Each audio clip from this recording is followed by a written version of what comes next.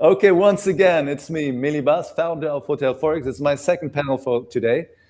So, ladies and gentlemen, welcome to the Uzakrota online Euro panel again. My name is Melih and I'm the founder of Hotelforex. Again, I will be your moderator and we will talk about new travel technologies after coronavirus. Our guests are Johannes Koeppel, the CEO of WeTravel. Johannes, hoe gaat het met u? Alles goed? Heel goed, bedankt. Perfect, thank you. Thank you. And then we have from Russia, Elmar Nigmatullin. Привет, добрый вечер. Как вы поживаете? Хорошо. Hello, привет. Elmar. Привет. Привет. Nice to see you. And at last, thank you. Nice to see you too. At last, we have Mr. Erol Demirtaş, General Manager of Nereden, Nereye. Okay, so if everyone is ready, hello, Johannes. If you just give us a quick introduction of yourself. Thank you. Sure, happy to be here. So my name is Johannes. I'm the CEO of WeTravel. We are booking and payment platform in the multi-day space. So we help multi-day tour operators all over the world to create beautiful itineraries, embed booking options directly on their website, manage bookings, but mainly really manage payments, because in this space where you collect, a package for $2,000 or $5,000, normally there's always installment payments involved, and we automate these. Wow. We then also facilitate vendor payments. We issue credit cards for them. It's been around since 2015, transacting over hundreds of millions a year by now, and happy to be here. Congratulations. Great numbers, great conversion, great traction, I have to say. Thank you. Then we have Elmar. Please, пожалуйста, is quick, short introduction if possible. Thank you. I'm representing Satisfied Travel online service. This is the service for hotels, which can provide the great guest experience. That's was created exactly for hotels, and that's for the guests who are already in a hotel. So it's not about booking or anything. And it has multi-functions, including messaging, including tracking all of orders, including task management, and many other useful features. It basically helps to cross-sell and upsell hotel services in a one bag, in a one solution. So it is multifunctional online service for hotels. Okay, we'll go into that more in that for the detail. Thank you so much. Спасибо большое. Then we have Sayın Erol Demirtaş. Please, if you give us an introduction from yourself as well. Thank you. Sure. My name is Erol Demirtaş. I'm happy to be here. I'm the founder of Nereden, Nereye.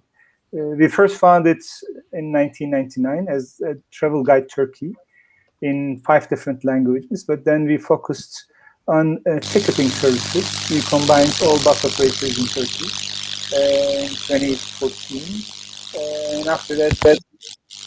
after that we are selling yearly millions of tickets in Turkey, bus tickets. And after 2016, we met with Busbot, the global bus ticketing giant, and they acquired us 2018, and we are working for Busbot for 3 years. And Busbot, basically, we are operating in 80 countries, in more than 20 languages, and lots of different local currencies. We are working with 4,000 bus operators all over the world, in 20,000 cities. Yeah, that's all. Thank you. Great. So you can hear me still? We have sound on me? Can you hear me? Yes, Yeah, very good. Perfectly. Okay, so Johannes, let's start. Sure. What significance does an online presence have for travel companies post-corona? How does payments play into this?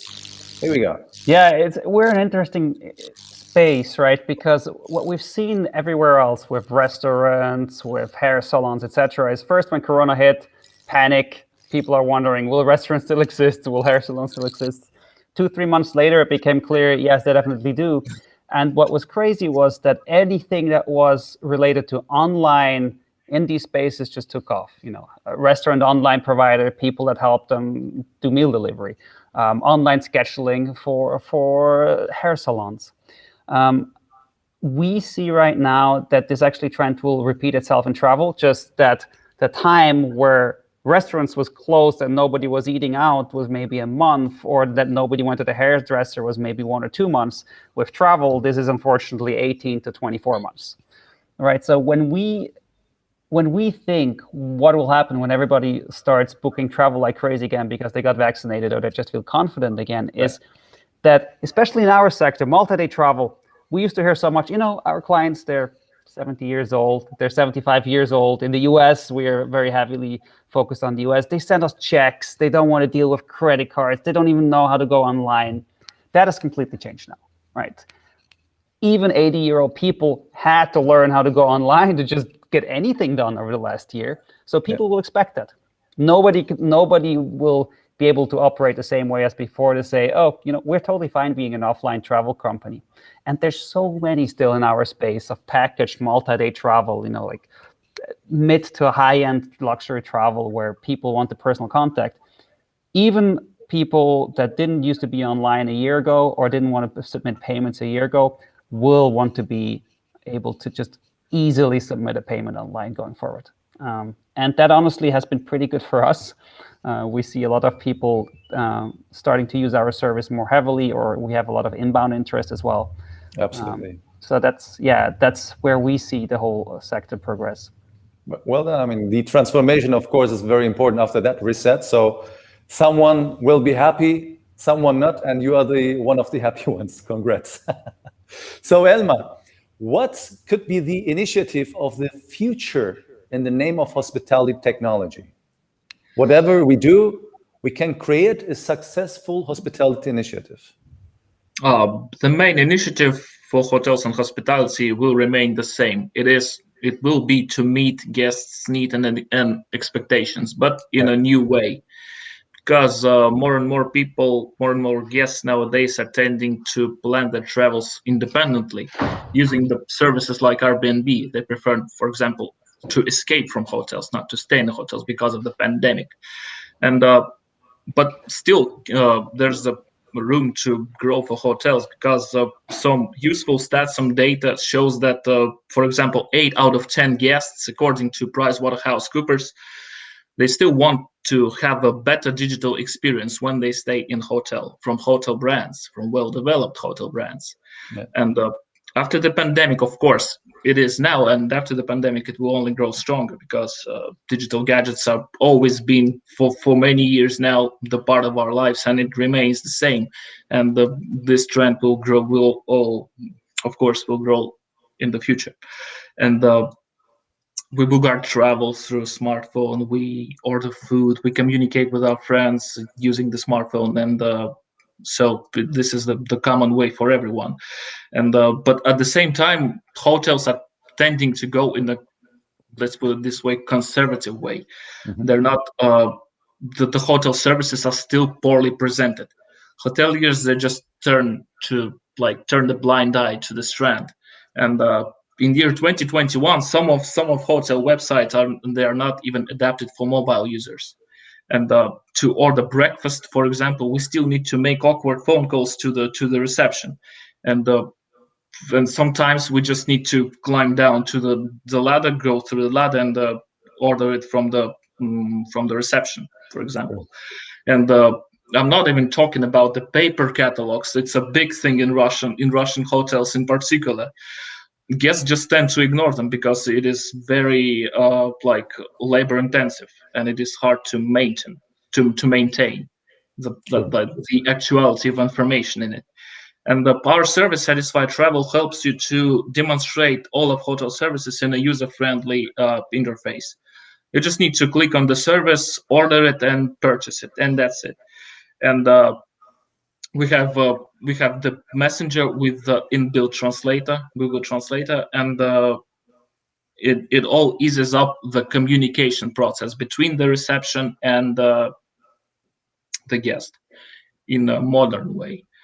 And hotels now, they just need to provide great guest experience, because they spend so much money on attracting guests, and Sure. They just need to provide the great guest experience.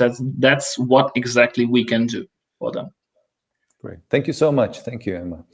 Erol Bey, a question to you. Is it necessary to run a niche business? For example, Google Travel Director Rob Torres said, "We will turn the whole world into a provider." What do you say?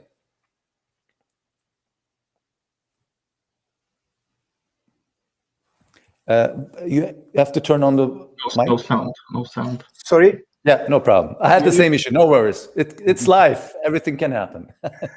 Yeah, today's world, it's more, in my opinion, it's more important than to operate a niche business, because today's customers, today's travelers, they want to get what they want and when they want, and they are really very. They know everything about your business before you, as a traveler, because they have the ability, the technology to search for all information transparently about all over the world.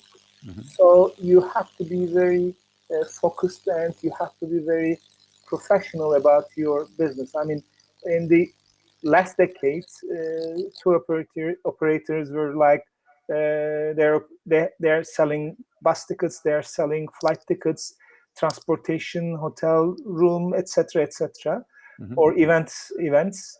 But now the customers, in the help of technology, wants everything perfect, and once the business owners know everything better than the customers. Mm-hmm. But in short, we need to be. We can operate more businesses, more different businesses, but we should act all of our part of businesses as niche businesses.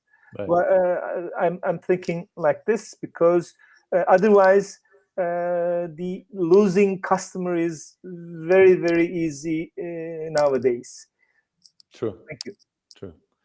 Okay, thank you so much, Erol Bey. Johannes, what do you think? Is there still a future in card payments, or will websites be integrated into new payment system? Yeah, it's a good question. I'd be curious what the others think on the panel as well. So we've a lot of the success of our platform actually came from the fact that we offered an alternative to credit cards. Mm-hmm. So we offer people in Europe and in the US to pay directly with their bank accounts. If they want to pay with credit card, they can as well. Mm-hmm. But this is, of course, really attractive for the tour operators, because nobody likes to pay 3% to American Express or Visa. True. But at the same time, it's really crazy what a hold these credit card companies have on the market, right? Especially now with this trend of so many people actually issuing credit cards internally as a travel company. We also jumped on that bandwagon, where we allow any tour operator that collects money through WeTravel to then issue their own virtual credit card or even plastic credit cards to then pay their suppliers. Right. And this is something that is going on a massive scale, right? Where a tour operator would collect a payment, actually collect it themselves, but then issue another credit card to pay, for example, the airline with that. Mm-hmm. And it's been really impressive how the credit card companies have managed to keep such a strong influence on the travel industry with the rewards program, but also just with interchange rates that they rack on, but then also pass on to the companies a bit. And yeah, for the near future, we don't see it going away, but we're working hard on developing alternatives. The $1 million question is then also always, okay, what about blockchain? Yeah, that was my question too, actually. Yeah, Thank you so much for coming on that. We've been thinking about this. We started our company in San Francisco, right? So we've been on this train pretty much, going to blockchain events, hearing about it, being immersed in this world since we started the company, even before we started the company. I mean, Elon Musk is inside, you have to imagine. Sorry, what was that? Elon Musk is one of the one. Exactly. So we've looked at it really more intensely about 4 years ago now. But the reality is, as a payment method, it's just pretty much unusable until now. And we would actually have the perfect use case, because we send hundreds of millions of dollars across borders every year. right? And if we can't use it, if it's not a good solution for us, for who is it a good solution then? There's some encouraging initiatives. RippleNet, for example, is getting more adoptions with normal banks. But the fact remains, when we looked at these solutions, you could send money to maybe 50 countries in the world and to certain banks in these countries. But the reality is, we need, as a travel industry, we need to be able to send money anywhere, to any country, to any bank. And blockchain is just unfortunately not there yet. I understand. Okay, thank you so much. Thank you. Elmar, what is the biggest contribution of changing and developing technology to the tourism sector? What kind of tourism technology can we see in our lives in the future? Well, I'd like to say that, of course, the evident thing that COVID paused our lives. It put our lives on a pause, and of course, tourism suffered the most. And as I said before, almost all areas of our daily life has now become digital.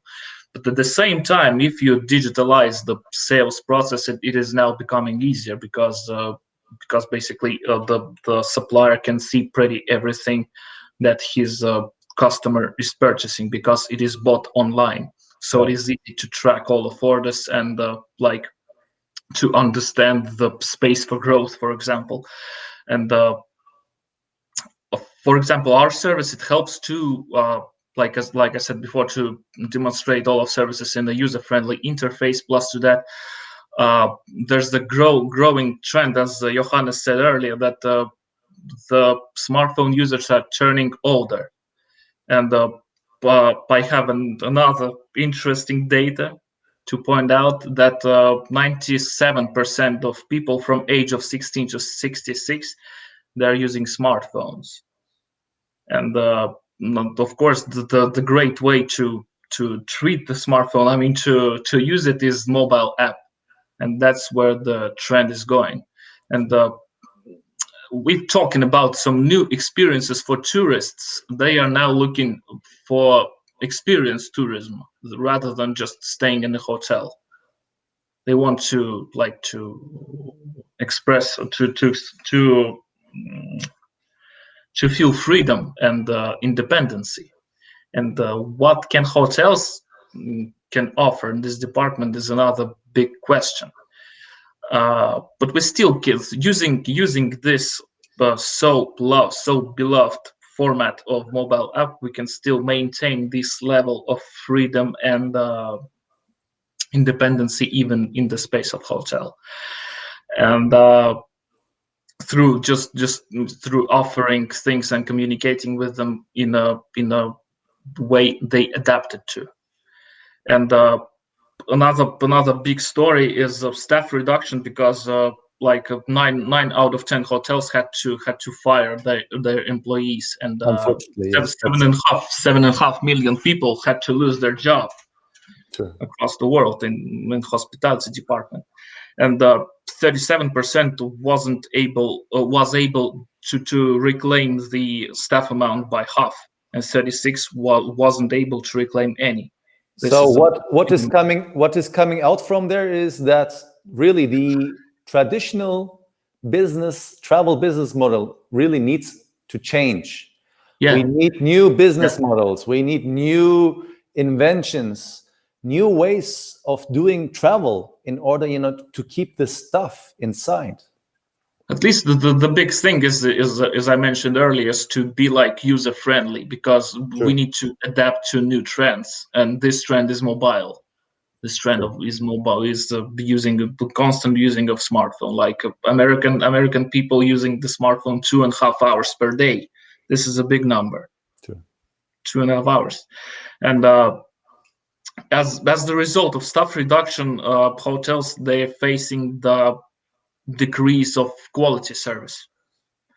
And there's the growing tendency in services that can provide the great guest experience. And our solution helps you to track, for example, if your guest orders some service when he stays in the hotel, the reception can track this order from the order to the guest.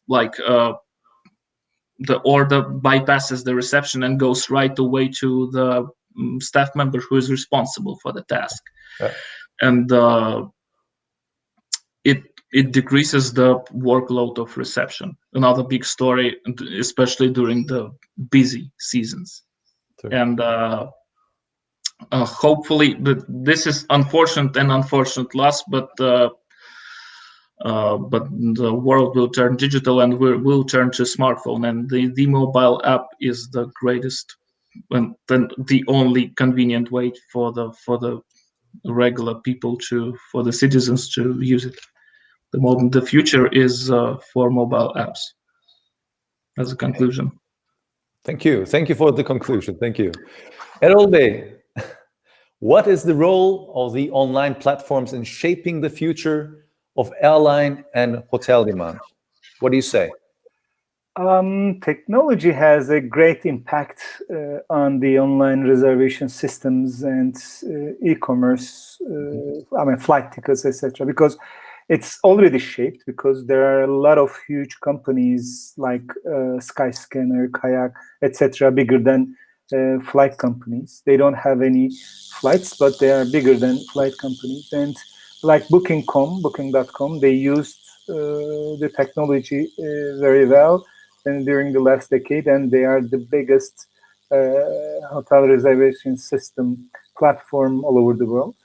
These marketplaces are the content means the flight tickets and the hotel rooms belongs to the flight companies and hotels.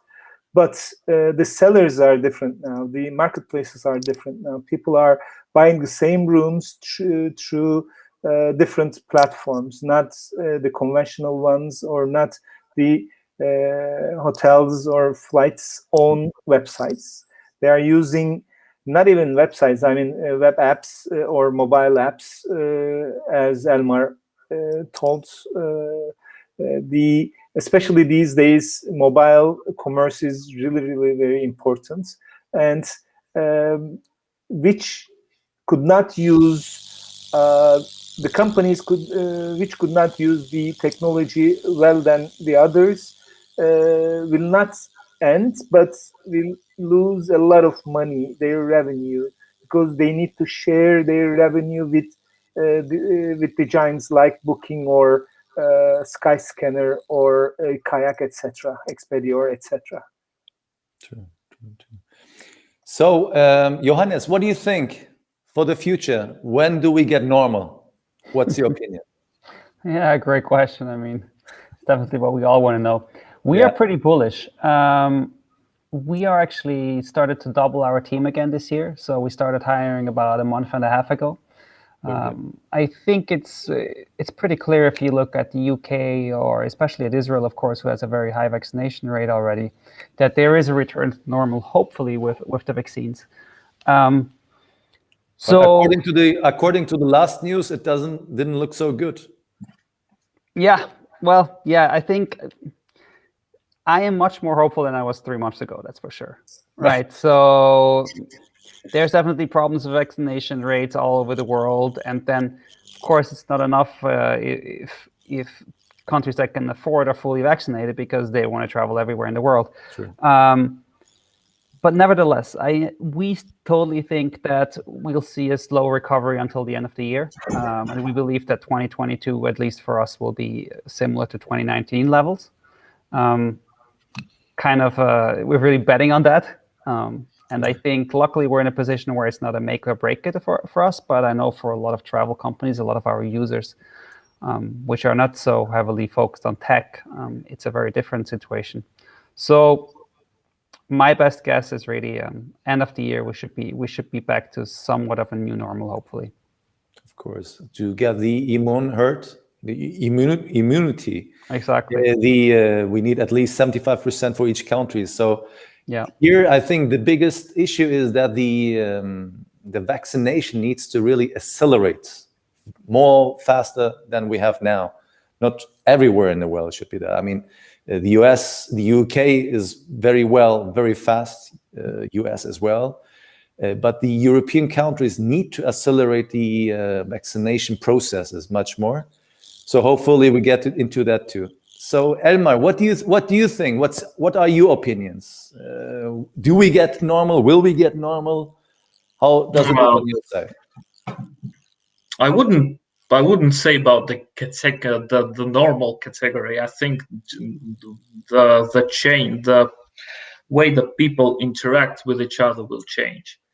And in 3 to 4 years, I don't expect that the situation will get back to the level it's been in 2019, for example, because the way that people interacting with each other is changing.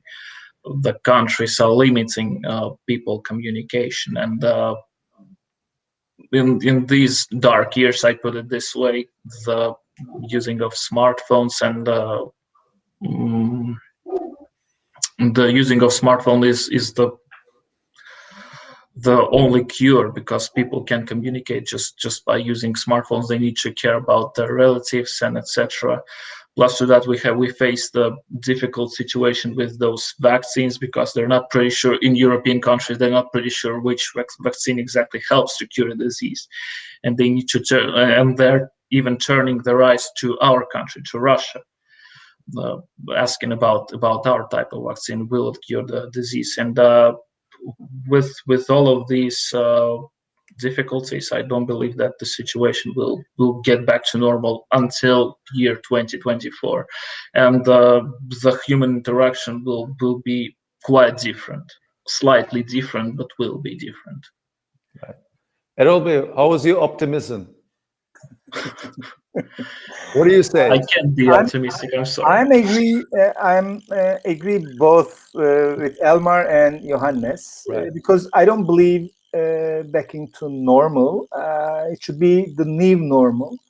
Yes, there's no war never end before, or there's no pandemic never end before. This will end, but the most important thing is, when will it end? I don't think we will see any normal in following this year or next year, because the partying or the beaches or the tourism will change.